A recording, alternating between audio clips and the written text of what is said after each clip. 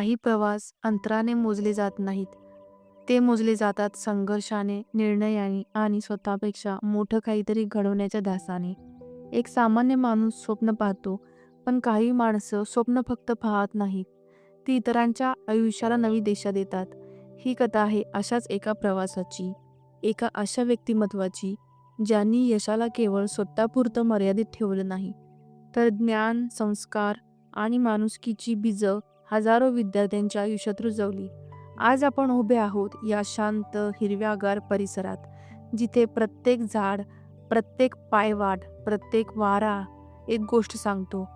ही फक्त निसर्गाची निर्मिती नाही, तर एका दूरदृष्टीच्या माणसाच्या विचारांची सावली आहे. कधीकधी एखाद्या व्यक्तीला समजून घ्यायचं असेल, तर त्याने उभं केलेलं जग पाहावं लागतं. आणि आज आपण जाणून घेणार आहोत त्या माणसाला, ज्यांचा प्रवास एका सामान्य सुरुवातीपासून सुरू झाला आणि ज्यांनी आपल्या कार्याने असंख्य आयुष्यांवर ठसा उमटवला. This is not just an interview, this is a journey from Nayak to Mahanayak, doctor Nitin Nayak sir.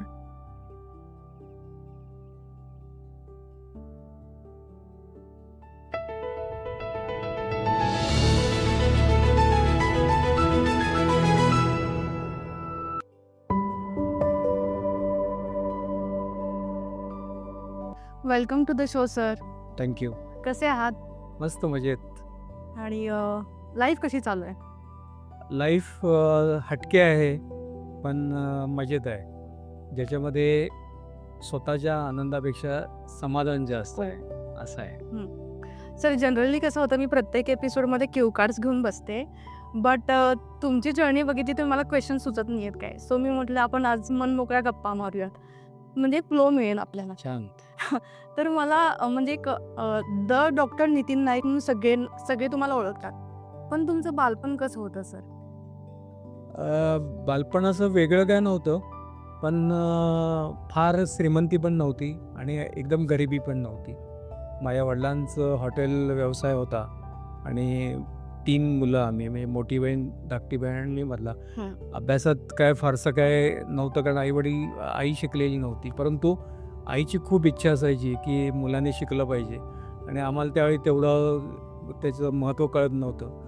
मला पुसटशी आठवण आहे की आम्ही ज्या राम मंदिरच्या मागे भाड्याच्या घरात राहत होतो, त्या घरामध्ये सकाळी शाळेत जाताना आम्ही नाही उठलो किंवा आई उठवल्यानंतर सुद्धा शाळेत जायची टाळाटाळ करायचो.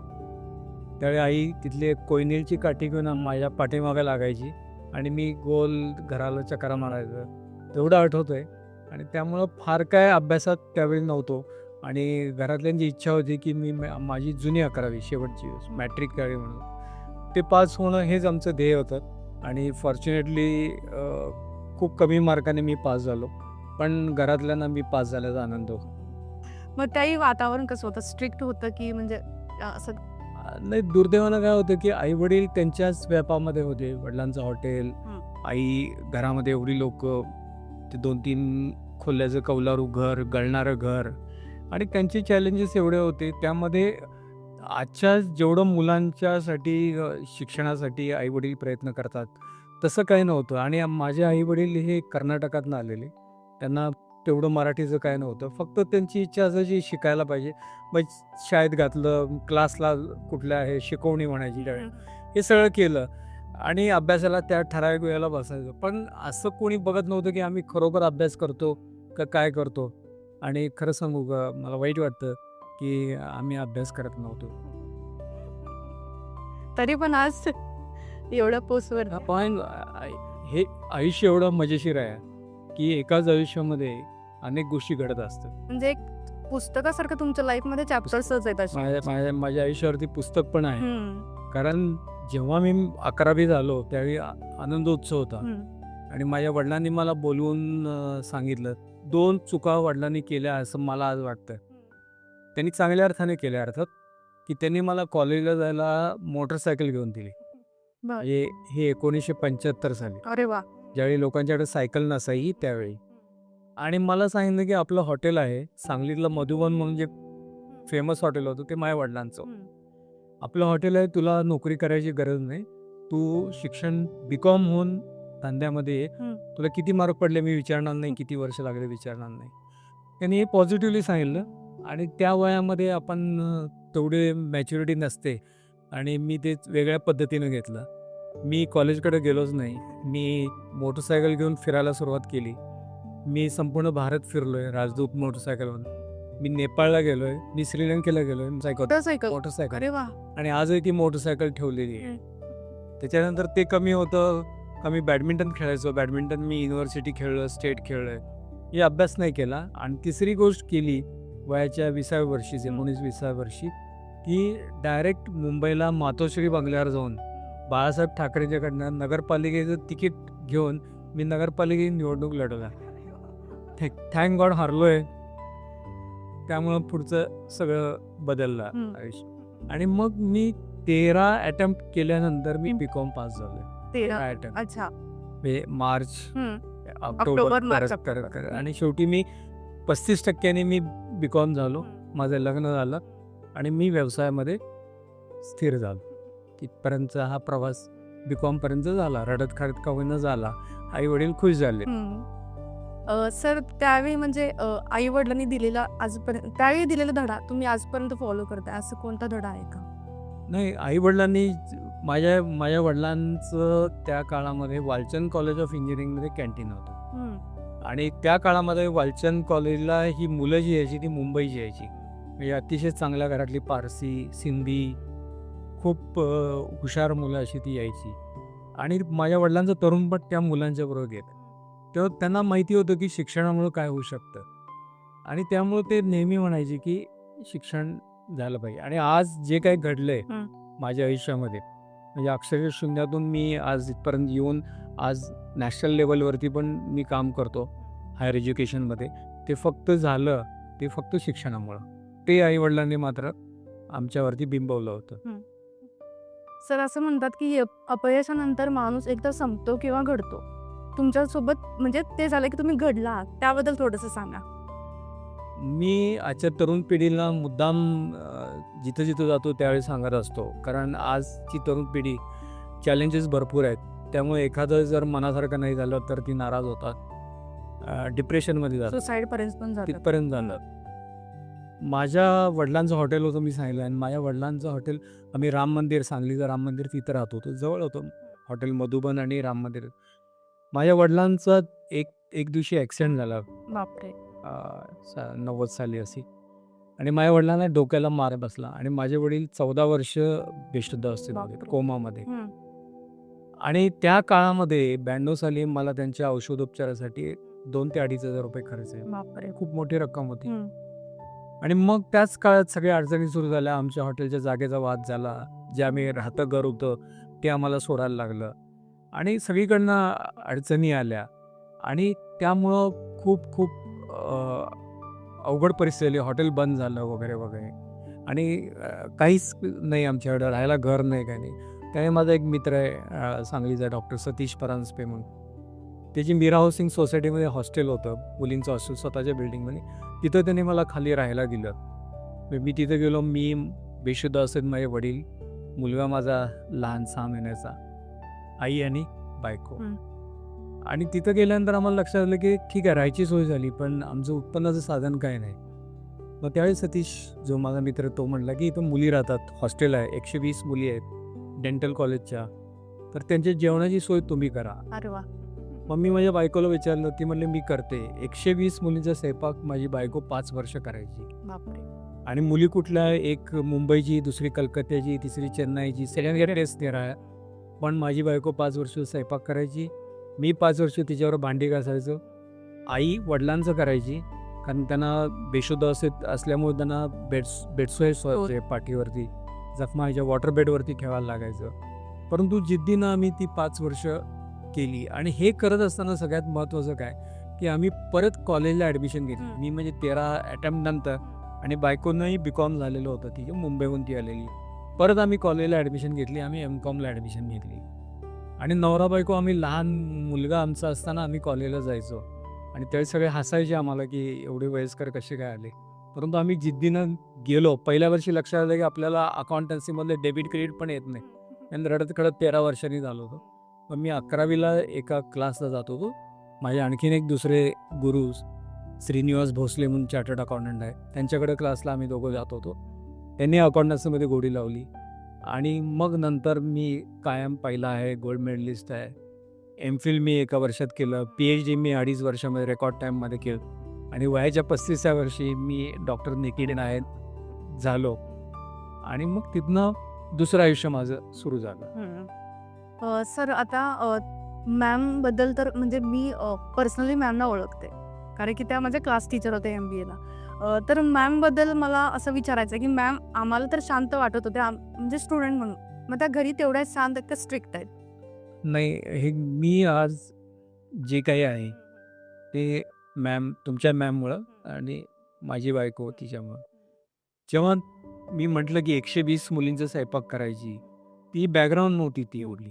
तिचे वडील रेल्वे चीफ मेकॅनिकल इंजिनियर म्हणून रिटायर झाले. तिनं आयुष्यामध्ये AC शिवाय कुठला प्रवास केला नव्हता. जेव्हा अशी अडचण निर्माण झाली त्यावेळी ती म्हटली की आपण करूया, मी पुढाकार घेते आणि 3 जणांची टीम बनली. मी, माझी आई आणि मधुमिता माझी बायको.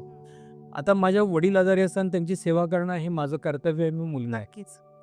माझी आई करायची कारण ती बायको आहे, तिनं करायलाच पाहिजे. परंतु माझी बायको ही आउटसायडर होती, बाहेर न आली, बॅकग्राऊंड नाही, काही नाही, कधी स्वयंपाक केला नाही. तर तिनं पुढाकार घेतला आणि तिनं करते म्हटली, त्यामुळे 3 जणांची टीम झाली आणि आमचं आयुष्य बदललं. ती स्वयंपाक करायची, मी भांडी घासायचो, मी टॅक्सी चालवायचो, मी किर्लोस्करवाडी टू पुणे भाडं घेऊन जायचो, 500 रुपये मला मिळायचे. अनेक वेळा असं व्हायचं की साताऱ्याजवळ थांबलो की चहा प्यायला ड्रायव्हर बाजूला बसून चहा पी म्हणलं की वाटायचं की आयुष्यात आपली एखादी गाडी मारुती कार तरी असेल का नाही, खूप वाटायचं. पुढच्या आयुष्यामध्ये शिक्षणामुळं मी 137 गाड्या घेतल्या. BMW पासून सगळ्या गाड्या मी वापरल्या, सगळे हाऊस माझी भागली. एक प्रसंग आठवतो की ज्यावेळी मीरा हाऊसिंग सोसायटीमध्ये पाऊस आला की पाणी यायचं जिथं आम्ही राहत होतो आणि एक दिवस आम्ही दोघं कामावर गेलो आणि संध्याकाळी येताना तिथं इतकं पाणी आलं, कमरे एवढं पाणी होतं घरामध्ये आणि माझे वडील वॉटर सहित रडत होते, आई रडत होती, कारण मदतीला कोणी आलं नाही, कारण कोणालाही शक्य नव्हतं, कारण प्रत्येकाच्या घरात पाणी आलं आणि आम्ही दोघं आलो आणि आई रडत होती आणि आई म्हणत होती की आपलं नशीब एवढं वाईट का की आपल्याला एक साधी खोली पण नाही नशिबात. आणि पुढं शिक्षणानंतर मी माझ्या आईचा 80वा वाढदिवस साजरा केला. अरे वा. आणि त्यावेळी आईला मी 4 एकरमध्ये बंगला भेट दिला. 4 एकर. माझ्या आईला त्या बंगल्यातल्या सुविधामध्ये काही इंटरेस्ट नव्हता, 80 वय होतं तिचं, पण तिच्या मुलाने तिला दिला ह्याचा जो आनंद आहे तो फोटो मी त्या घरामध्ये ठेवलेला आहे. म्हणून मी तरुण मुलांना नेहमी सांगतो की त्यांना विचारतो मुलांना की तुमचं स्वप्न काय आहे, तर प्रत्येक मुलाचं स्वप्न असतं की मी अमेरिकेला जाईन, मी सिंगापूरला जाईन, मी गाडी घेईन, मी बंगला घेईन वगैरे. मी म्हटलं हे सगळं खोटं आहे. तुमचं स्वप्न पाहिजे की तुमच्या आईच्या चेहऱ्यावरती किंवा वडिलांच्या चेहऱ्यावरती तुम्ही कधी स्माईल आण. त्याच्यासारखं मोठं गिफ्ट नाही, त्याच्यासारखं सुख नाही आणि ते मी अनुभवलंय. दुर्दैवानं माझ्या वडिलांना हे काय पाहता आलं नाही, कारण ते बेशुद्ध अवस्थेतच 16 वर्षानंतर 2006 वारले.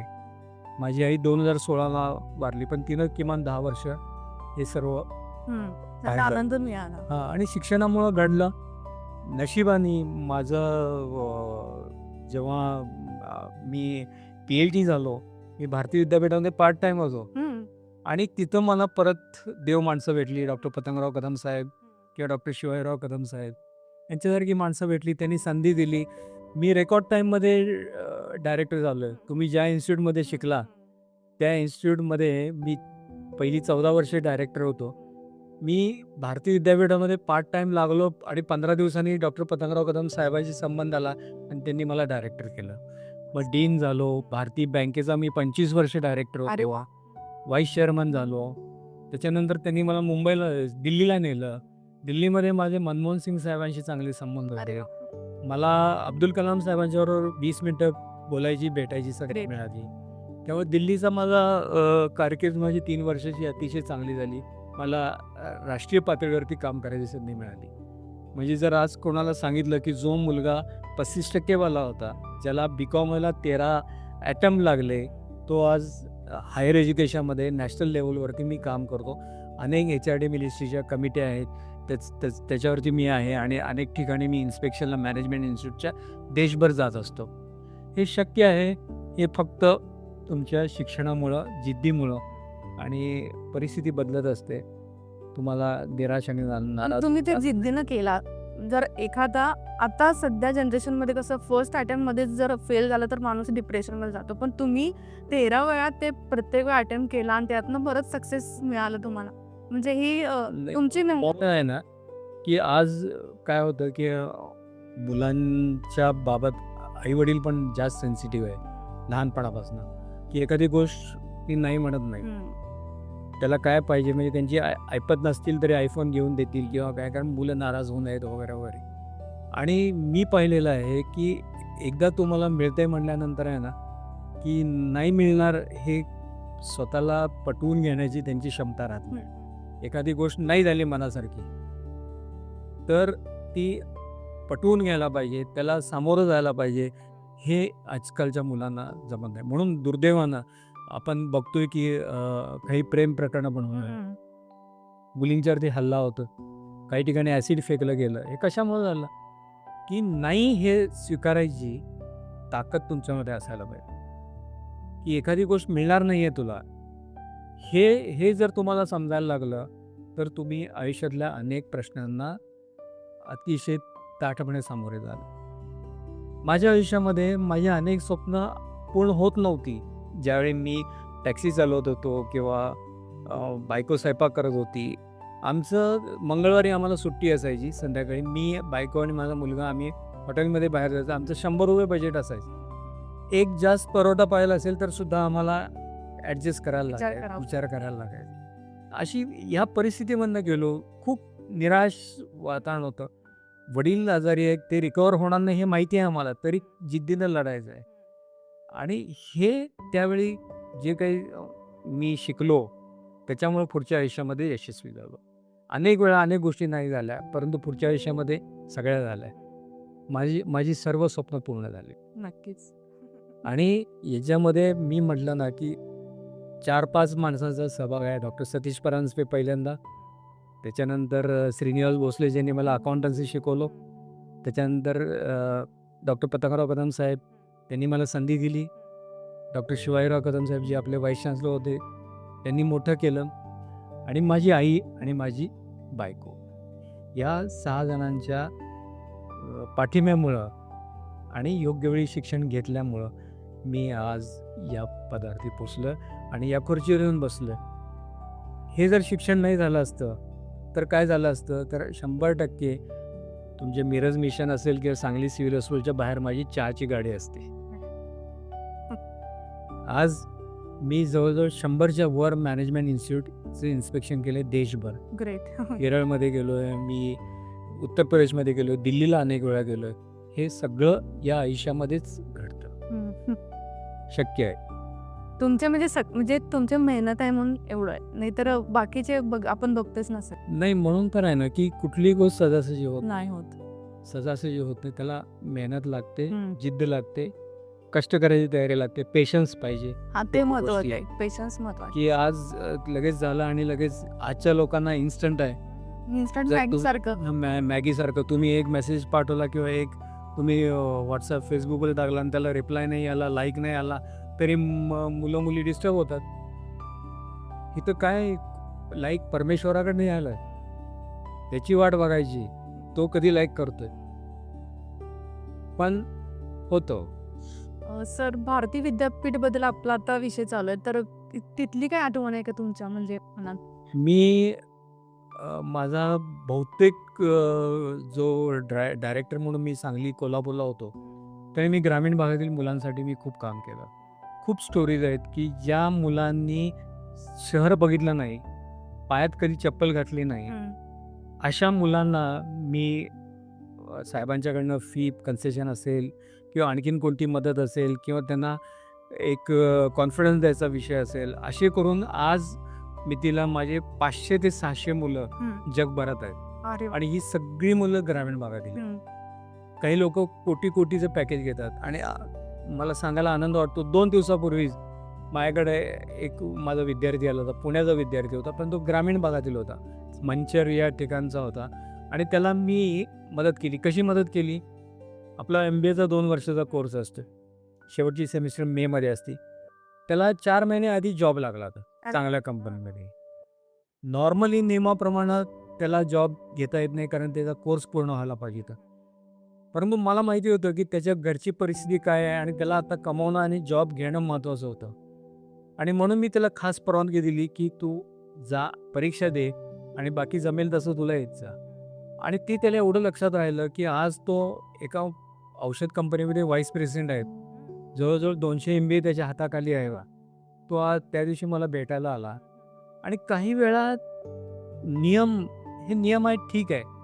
परंतु शेवटी मुलांचं हित लक्षात घेऊन तुम्ही काम करायला पाहिजे. आज मला आनंद वाटतो की 400-500 मुलं आज ग्रामीण भागातनं आलेली ज्यांनी कधीही काही रेल्वेसुद्धा पाहिली नव्हती.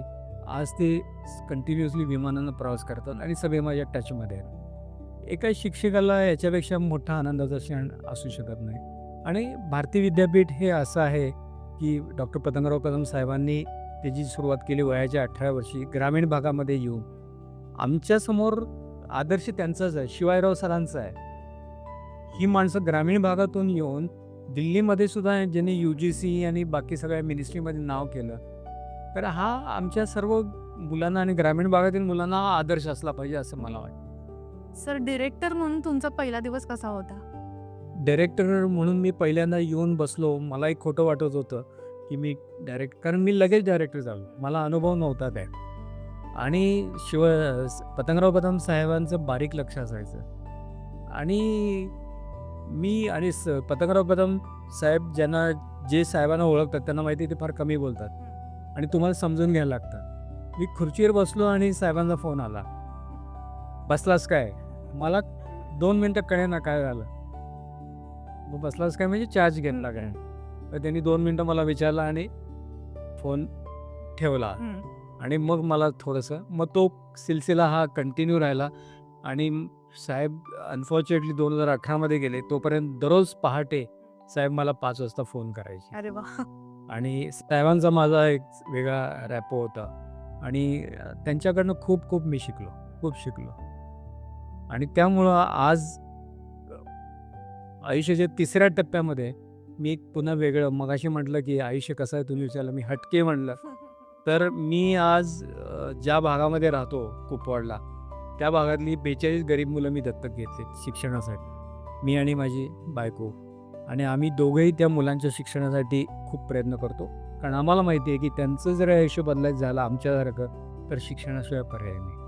तेव्हा त्या मुलांना सकाळी उठवणं, गाडीत घालणं माझ्या गाडीमध्ये आणि मग शाळेत सोडणं, मग त्यांची वह्या पुस्तकं, मग दप्तर, शाळेत जातात का नाही. मी अनेक मुलांच्या पेरेंट्स मीटिंगला मी जातो कारण त्याचे आईवडील शेतमजूर किंवा हमाली करतात, ते जाऊ शकत नाही. मी जातो आणि त्यामुळं ही मुलं शिकायला लागली. आधी 10वीपर्यंत कोणी जायचं नाही. साधारणपणे 12-13 वर्षाचा मुलगा झाला की आईवडील त्याला कामावर घेऊन जायचे. मुलगी असेल तर 13व्या वर्षी तिचं लग्न व्हायचं. 14व्या वर्षी दुर्दैवाने ती आई व्हायची आणि 15व्या वर्षी परत यायची घरात. हे कुठंतरी मोडून काढायचं होतं, आम्ही पाहत होतो. आणि मग आता शिक्षणामुळं दरवर्षी आता 10वी मुलं व्हायला लागली. भले 4-5 मुलंच होतात, भले 37-38% मार्क पडतात, पण पहिली पिढी आहे ती. पण त्यांच्यामध्ये फरक पडायला लागला आहे. आणि मग त्याच्यानंतर त्यांना कुठलं तरी स्किल डेव्हलपमेंट ट्रेनिंग देऊन ITIमधनं त्यांना त्यांच्या पायावरती उभा करण्याचा आम्ही प्रयत्न करतो. सर, मला विचारायचं होतं म्हणजे मधुबन हॉटेलचं तुमचं फ्युचर तुम्हाला दिसलं का त्या मधुबन हॉटेलमध्ये? म्हणजे तुमच्या वडिलांची तर इच्छा होती. मधुबन हे त्या काळातलं एक अतिशय फेमस हॉटेल होतं की 67 साली 67मध्ये असं हॉटेल नव्हतं की वेटरला युनिफॉर्म, सी थ्रू किचन, अरे वा. Menu card. आणि त्यावेळी हॉटेल म्हणजे काय असायचं, एक खोलीमध्ये एक कपाट, त्यामध्ये शेवचिवडा, बर्फी, मैसूरपाक, ह्याच्या पलीकडे काय मेनू नसायचा. 67 साली माझ्या वडिलांनी मधुबनमध्ये कटलेट, समोसा, सँडविच, टोस्ट खेमा या प्रकारच्या. आणि आजही त्या वयातली जर माणसं असतील 70-75मधली चांगली पिढी असती तर ते मधुबन विसरत नाहीत आणि आजही त्या पदार्थाची आठवण काढतात. सांगलीच्या इतिहासात 3 हॉटेलनी नाव केलं. तुम्हाला तुमच्या जनरेशनला माहीत नाही. रेस्टॉरंटमध्ये मधुबन, त्याच्यानंतर जेवणामध्ये आवड निवड म्हणून एक होतं आणि तिसरं नॉन व्हेजिटेरियनमध्ये मार्टिन्स ही 30 वर्ष होती. आता तिन्ही नाही आहे, परंतु सांगलीच्या लोकांच्या मनावरती या 3 हॉटेलनी राज्य केलं. त्यातलं मधुबन एक होतं. मधुबन हे माझ्या वडिलांचं सगळं क्रिएशन होतं वगैरे वगैरे, आणि जेवढा न्याय त्या हॉटेलला द्यायला पाहिजे होता तो मी देऊ शकलो नाही. याची मला खंत आहे निश्चितपणे. आता तुम्ही तो एक उल्लेख केला, टोस्ट खिमा काहीतरी, नेमकं काय प्रकार आहे तो? हा टोस्ट खिमा, हा खिमा आपण नॉनव्हेज समजतो, अच्छा. पण तो खिमा हा व्हेजिटेरियन खिमा त्यावेळी करायचे. आणि टोस्ट आणि खिमा, खिमा इतका प्रसिद्ध होता की तो नॉनव्हेजसारखा चवीला असायचा, पण व्हेजिटेरियन होता. मला परवा एका कोल्हापूर एअरपोर्टला मी बसलो होतो, त्या काळातले एक ग्रहस्थ मला भेटले. 72 वर्ष मलाही ओळखत होते, माझ्यापेक्षा एक 4-5 वर्षांनी मोठे असते. ते म्हणले की काय वाटेन ते कर नितीन, पण ते टोस्ट खिमा परत सुरू कर. तू वेटर कुठं आहे बघ, ते माणसं कुठं आहेत बघ, किंवा तुझ्या बायकोला येते का बघ, आणि टोस्ट खिमा, तो त्या काळातला टोस्ट खिमा तो पाहिजे. म्हणजे इतक्या आठवणी लोकांच्या त्या टोस्ट खिमाबद्दल आहेत. आणि ऐकलं की बरं वाटतं की वडिलांचं ते स्वप्न होतं, त्यांनी तेच केलं. असं तुम्ही आता ऑल इंडिया पण फिरला आहात किंवा म्हणजे बाहेर पण गेलात, तर तुम्हाला आपल्या प्रत्येक राज्यातलं वेगवेगळं कल्चर असतं, तर तुम्हाला बाहेरच्या राज्यामध्ये जास्त कल्चर कुठलं आवडतं? मला मी बहुतेक सगळ्या दिल्लीमध्ये होतो मी. त्याच्यानंतर मी इन्स्पेक्शनच्या निमित्तानं चंदीगडला गेलो आहे, पंजाबला गेलो आहे, ओरिसाला गेलो आहे, सगळ्या ठिकाणी गेलो आहे. साऊथला मी भरपूर गेलो.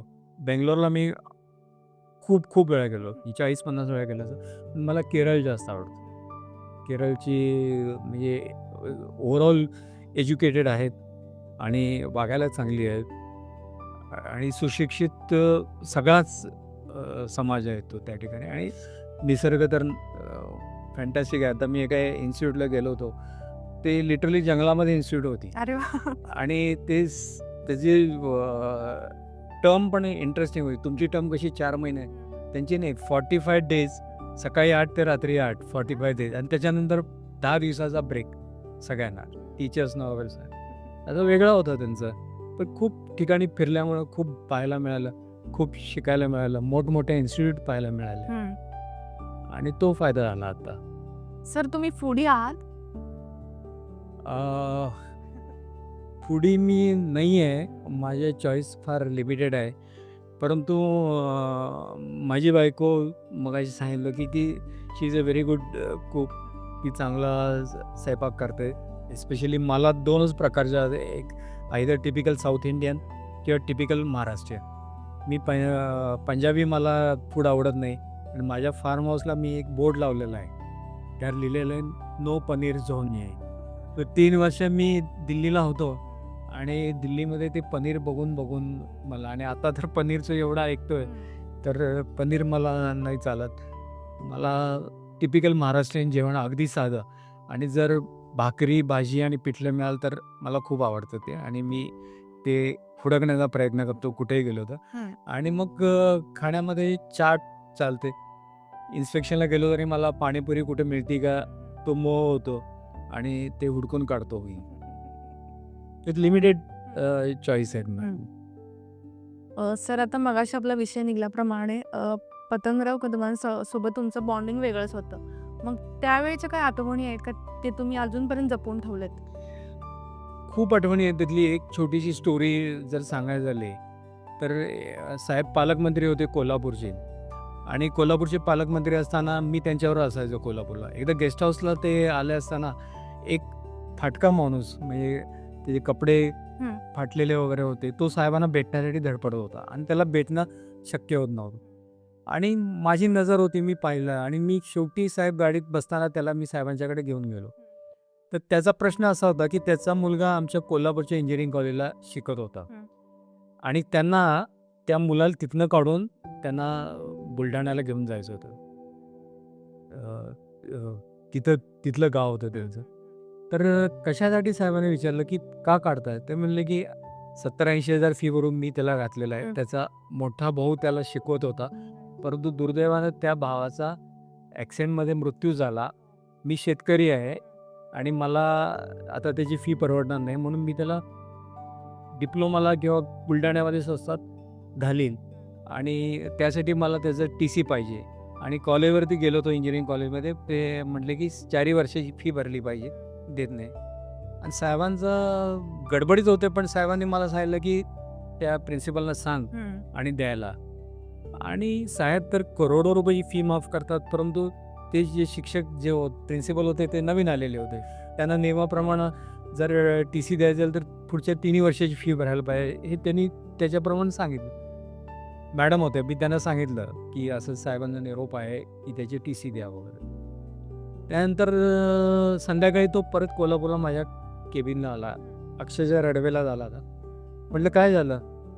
तर तो म्हणला की त्याने नाही दिली आणि साहेबांचं लेखी पत्र घेऊन या म्हणून सांगितलं. मग मी त्याला काय म्हटलं की साहेब तोपर्यंत सांगलीला निघून गेले. ते म्हटले की रात्री 9 वाजता महालक्ष्मी एक्सप्रेसने साहेब मुंबईला जाणार आहेत. तुम्ही असं करा की स्टेशनवरती या आणि मी तुम्हाला ते पत्रबित्र काहीतरी द्यायची व्यवस्था करतो. मी इरेला पडलो होतो आणि मी त्याला सांगून मी पण सांगलीला आलो. साहेब 9 वाजता रेल्वे स्टेशनला निघाले महालक्ष्मीला जायला आणि आम्ही दोघंही जातो. तर तो तिथं त्या पायऱ्यावरती ती व्यक्ती बसली. ती सकाळपासून त्याने काही खाल्लं नव्हतं, काय नव्हतं. आणि मग साहेबांनी लगेच ओळखलं. अरे साहेब म्हणलं, अरे याचं काम केला नाहीस काय तू? तो का बसला आहे? कोल्हापुरातनं आला आहे. मग मी सांगितलं की त्या प्रिन्सिपल मॅडमने केलं आहे. साहेब म्हणले फोन दे, फोन लावून दे. साहेबांनी फोन घेतला आणि त्या मॅडमला फोन लावला. साहेब त्यांच्यावरती अतिशय खवळले एकदम आणि ते म्हणले की ह्याचं जर उद्या सकाळी काम नाही झालं तर मला चालणार नाही. आणि मला सांगितलं की काय झालं मला सांग. त्याच्यानंतर मग त्याला रात्री झोपायची व्यवस्था नव्हती. मी त्याला माझ्या घरी झोपवलं आणि दुसऱ्या दिवशी सकाळी पाठवलं. दुसऱ्या दिवशी सकाळी पाठवल्यानंतर त्याचं ते काम त्या मॅडमने केलं आणि त्याचा टी-सी मिळाला आणि ते परत सांगलीला. दिवस आहे 13 ऑगस्ट. 13 ऑगस्टला माझा वाढदिवस असतो अरे वा. आणि त्याला कळलं की माझा वाढदिवस आहे आणि त्याला इतका आनंद झाला. साहेबांचे तर आभार मानलेच त्यांनी, परंतु त्याच्यानंतर दर 13 ऑगस्टला तो माझ्या वाढदिवसाला येतो आणि त्याच्या मुलाचं शिक्षण झालं वगैरे वगैरे. साहेबांनी एवढंही सांगितलं तर त्याला काय पाहिजे ती मदत कर. अशा अनेक साहेबांचे किस्से आहेत की ज्यांच्यामुळं मुलांचे आयुष्य घडले. यातले हे मला कधी मी विसरू शकत नाही. त्यामुळं हे मला कायमचं लक्षात आहे. त्या माणसाशी आजही मी संबंध आहेत. हे आउट ऑफ द वे जाऊन लोकांसाठी कसं काम करायचं हे आम्ही साहेबांच्याकडनं आणि शिवाजीराव कदम सरांच्याकडनं शिकलो. आणि दररोज उठून यांनी हजारो मुलांना मदत केली अशा पद्धतीने. कधी विचार केला नाही, फीचा विचार केला नाही, पैशाचा विचार केला नाही, नियमांचा विचार केला नाही. त्याचं भलं होतंय ना, मग ते कसं बसवायचं हे आम्हाला शिकवलं. त्यामुळं आज 400-500 मुलं मला माहिती आहेत, पण हजारो विद्यार्थ्यांचं या दोघांच्या माध्यमातून आम्ही कल्याण केलं आहे. आणि फॉर्च्युनेटली आज तोच वारसा साहेबांचा, त्यांचे चिरंजीव विश्वजित कदम चालवतात. वहिनी साहेब आहेत, त्यानंतर विश्वजितचे बहीण आहे, त्या मेडिकलचं सगळं बघतात. बरं वाटतं की जो साहेबांनी लिगसी म्हणतो ती पुढं चालू आहे. सर, आता रिटायरमेंट नंतरची लाईफ तुमची कशी आहे? म्हणजे कसा वेळ घालवता तुम्ही? माझं रिटायरमेंट हे अतिशय चुकीच्या वेळेला जातं. हे मलाही माहीत नव्हतं की मी रिटायर होणार आहे. मिड कोविडमध्ये मी रिटायर झालो आणि त्यावेळी कोणाला भेटणं शक्य नव्हतं, काही नव्हतं आणि पुढचं काय आयुष्य आहे काय माहिती नव्हतं. त्यावेळी रिटायरमेंट घेणं आणि गप्प बसणं हाच होता. आणि मग त्यावेळी मी फार्म हाऊसवरती मी राहायला गेलो, माझ्या जो कुपवाडला आहे. आणि मग तिथं जी ती मुलं आहेत त्यांचं लाईफ मी बघायला लागलो. त्यांच्यामध्ये मी गुरफटलं गेलो अक्षरशः. आणि मग मला एक रिटायरमेंटची नंतर जगण्याची दिशा मला मिळाली की आज ठीक आहे, मला आणखीन मला जॉब मिळत होते वगैरे, 1,00,000-2,00,000 पगार मिळाले असते वगैरे. मला आणखीन एक गाडी मी घेतली असती किंवा आणखीन एक काहीतरी केलं असतं. माझ्या आनंदासाठी या सगळ्या गोष्टी केल्या असत्या. परंतु जे समाधान पाहिजे, ते समाधान कशात मिळवायचं ते मला तिथं सापडलं. आणि मग या मुलांच्या बरोबर मी जेव्हा रमलो कोविडमध्ये आणि कोविडनंतर आजपर्यंत, तर हे एक वेगळं समाधान देणारं काम आहे, की झोपलं रात्री की आरामात झोप येते. कारण माझ्या आनंदाच्या पलीकडे हे काहीतरी आहे. आज आम्ही दोघांनी, मी आणि आम्हाला पेन्शन नाही, काय नाही, कुठलंही ॲडिशनल इन्कम नाही. परंतु आम्हाला जे काही पैसे आम्ही साठवलेले आमच्याकडे येतात. फॉर्च्युनेटली एक मुलगा आणि मुलगी आहे. मुलगी दुबईला आहे, तिचं लग्न झालं आहे. ती चांगल्या नोकरीमध्ये आहे. मुलगा पुण्यामध्ये आहे, त्यालाही चांगली नोकरी आहे. तो प्राध्यापक आहे. त्याची बायको अमेरिकन बँकेमध्ये आहे. 2 नाती आहेत मला. ते माझ्यावरती अवलंबून नाहीत, मी त्यांच्यावरती अवलंबून नाही. आणि आम्ही आमच्या गरजा ह्या इतक्या कमी केल्यात, की आम्ही नवीन काहीही घेत नाही आणि ते पैसे आम्ही या मुलांसाठी देतो. सायकली घेतो, बाकी गोष्टी करतो. त्या मुलांना दर महिन्यातनं 1-2 वेळा बाहेर खायला नेतो. अरे वाह! त्यांना मोठ्या ज्या गोष्टी आहेत, सांगलीचं क्लब आहे, DSP ऑफिस आहे, हेडक्वार्टर्स आहे, हे दाखवतो. आणि आज त्या मुलांना, ज्या मुलांच्या तोंडामध्ये शिव्या असायच्या, आज त्यांच्या तोंडामध्ये संस्कृत श्लोक आहेत. वॉव! त्या मुलांना संध्याकाळी शिवकालीन खेळायचं आम्ही ट्रेनिंग देतो. त्यांच्यातलीच 2 मुलं ट्रेन करून आणलीत. ती शिवकालीन ट्रेनिंग देतात. लाठीकाठी, लेझिम, ताणपट्टा त्यामध्ये एक्सपर्ट आहे ती.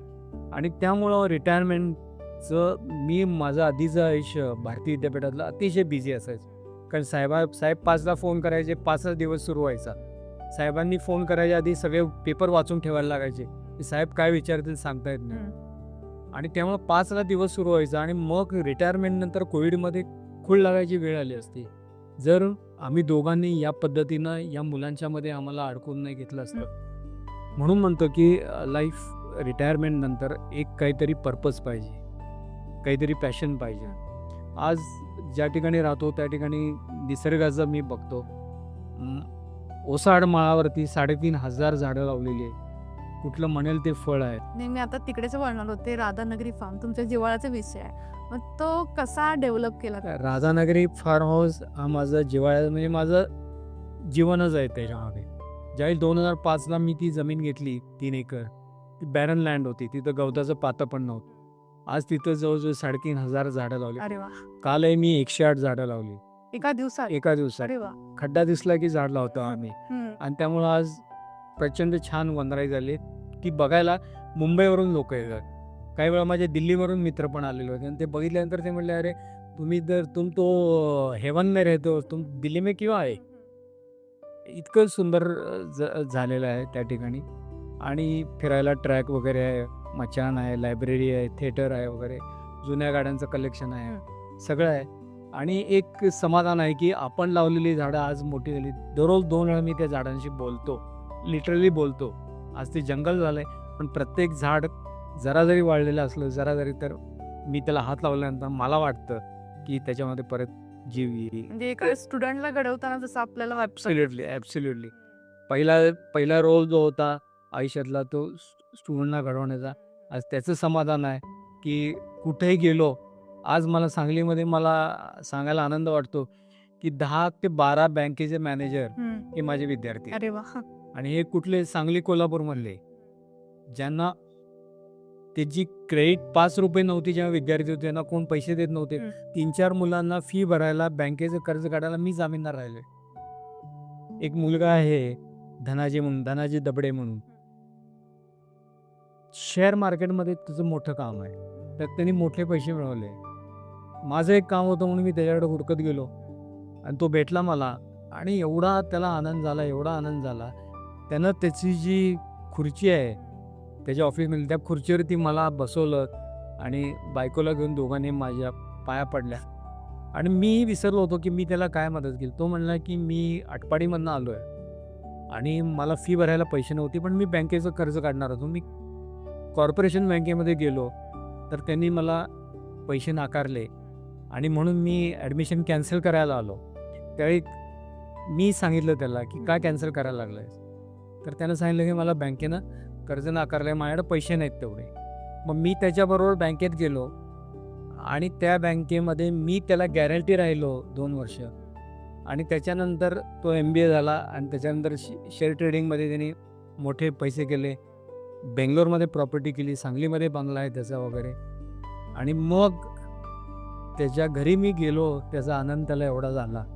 आपण एक छोटीशी गोष्ट करत असतो, परंतु त्या विद्यार्थ्याचं आयुष्य घडतं. अशा अनेक कथा आहेत की ज्या आता आठवल्या रिटायरमेंटनंतर समाधान वाटतं. मुलंही येतात, भेटतात, त्याचाही आनंद वाटतो. बँकेत गेले की मॅनेजर असतात, काम करतात वगैरे, आनंद वाटतो. इतकं चांगलं प्रोफेशन आहे. सर, तो विषय म्हणजे राधानगरी फार्म हाऊस बद्दल म्हणजे तुमच्या डोक्यात का आलं की आपण इथे फार्म हाऊस करावं एखादं? नाही, कसं आहे की जेव्हा मी भारतीय विद्यापीठामध्ये 2004-5ची गोष्ट आहे, थोडासा सेटल झालो होतो. माझा ड्रायव्हर एक दिवस मला म्हटला की सर, ते कोल्हापूरला एक द्राक्षाची बाग विकायची आहे, यायचं काय? माझ्याकडे पैसे नव्हते, पण विंडो शॉपिंगला मजा असते. त्याप्रमाणे बघून यायला तर काय अडचण आहे. द्राक्षाची बाग बघायला फार छान वाटते. पण तो मला घेऊन गेला. 1-2 तास आम्ही बघितली वगैरे, द्राक्ष लागलेली होती. मग त्यांनी किंमत सांगितली 1 कोटी वगैरे. आमच्याकडं ₹100 पण नव्हते. तेव्हा बघितले आणि आलो. दुसऱ्या दिवशी परत ड्रायव्हर म्हटलं सर, आणखीन एक त्याच्या शेजारी आहे. मलाही वेळ होता त्या दिवशी. दुसरी बघितली, तसंच झालं. परत 80 लाख 90 लाख त्यांनी किंमत सांगितली. 2 तास आमचा टाईमपास झाला. आम्ही परत आलो. तिसऱ्या दिवशी त्यांनी सांगितलं सर, कुपवाड म्हणून आहे. मला कुपवाड कुठं आहे माहीत नव्हतं. तिथं एक 3 एकर आहे, आपण बघूया. आम्ही बघितली तर जमीनच होती, माळ रान होतं, द्राक्ष बाग वगैरे काय नव्हती. आणि मग किती? तर त्यांनी सांगितली ₹10.5 लाख टोटल. 10.5 लाख, हां, ₹10.5 लाख ठीक आहे, काहीतरी करता येण्यासारखं होतं. माझ्याकडे पैसे नव्हते. मी ATMला गेलो, ₹1,000 काढले, 1,000 ॲडव्हान्स दिला आणि मग डायरेक्ट मी HDFC बँकेच्या मॅनेजरकडे गेलो, कारण मी हाऊसिंग लोन घेतलं होतं. कुलकर्णी म्हणून मॅनेजर आहेत ते, आजही मला भेटतात. त्यावेळी मी सांगतो की त्यांचे उपकार किती आहेत. तर मी सांगितलं की असं मी हे करायला लागलो आहे. तर त्याला लोन मिळत नव्हतं, पण त्यांनी मला माझ्या हाऊसिंग लोनवरती पैसे वाढवून दिले ₹10 लाख आणि मी ते शेत घेतलं. आणि मग माझा मित्र जो आहे, म्हणजे मगाशी सांगितलं की ज्या मित्रांनी माझ्या आयुष्यावरती प्रभाव पडला, त्याचा आणखीन एक मित्र म्हणजे आर्किटेक्ट प्रमोद चौगुले, जे सांगलीत त्याला आम्ही ग्रीन बाबा म्हणतो. की तो प्रमोद चौगुले आर्किटेक्ट आहे आणि त्यांची मदत झाली की पुढं डेव्हलप करायला. मी जी स्वप्न पाहिली, मी त्यांना सांगितली, ती त्यांनी पूर्ण केली. कधी मला सांगितलं नाही की कशाला करताय, हे करताय, बंगला बांधू, स्विमिंग पूल केला आणि सगळं कमीत कमी पैशामध्ये करून आज ते विश्व निर्माण झालेलं आहे आणि त्याचं क्रेडिट प्रमोद चौगुले साहेबांना आहे. आणि आजही ते रविवारी वगैरे येतात फिरायला वगैरे. अनेक प्रकारचे पक्षी आहेत, अनेक प्रकारचे आम्ही तिथलं काही विकत नाही, फळं वगैरे. तर पहिला हक्क हा पक्ष्यांचा आणि दुसरा त्या मुलांचा, आणि त्यांना राहिलं तर आम्हाला. त्यामुळं एक वेगळं समाधान आहे.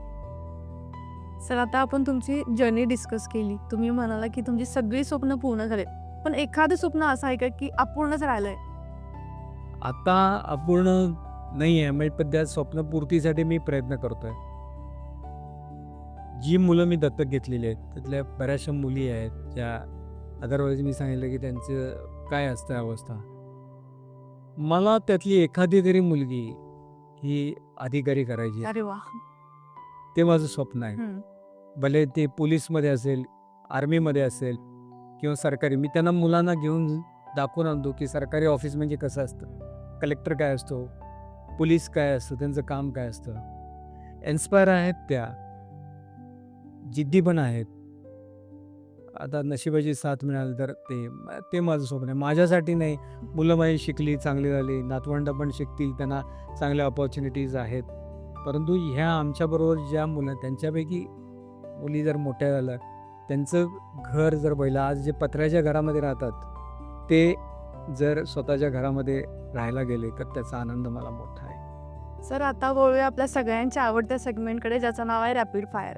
ओके. तुम्हाला क्विक आन्सर द्यायचा आहे, न विचार करता. एका शब्दात पतंगराव कदम साहेब. देव माणूस. एका शब्दात मधुमिता मॅम. माझा आधार आहे. तुमच्या मोबाईलमध्ये आता सर्वात जास्त कोणाचा कॉल येतो? माझ्या मुलीचं, राधिका. अच्छा. तुम्ही जर 20 वर्षाचे झाला तर पहिली गोष्ट काय कराल? ज्या चुका माझ्या आयुष्यात केल्या ते करणार नाही. अशी एक सवय जी अजूनही सोडता आली नाहीये. अशी एक सवय अजून सोडता आली नाही. मी भावनाप्रधान आहे आणि लोकांचं दुःख मला सहन होत. सहन होत नाही, त्रासदायक आहे. थोडं मेंटली स्ट्रॉंग असलं पाहिजे असं वाटतं कधीतरी. मॅम जास्त स्ट्रिक्ट आहे का तुम्ही? मी, अशी एक व्यक्ती जिने तुमचं पूर्ण आयुष्य बदलून टाकलं. माझी बायको मधुमिता. मोठी डिग्री की मोठी पर्सनॅलिटी? मोठी पर्सनॅलिटी.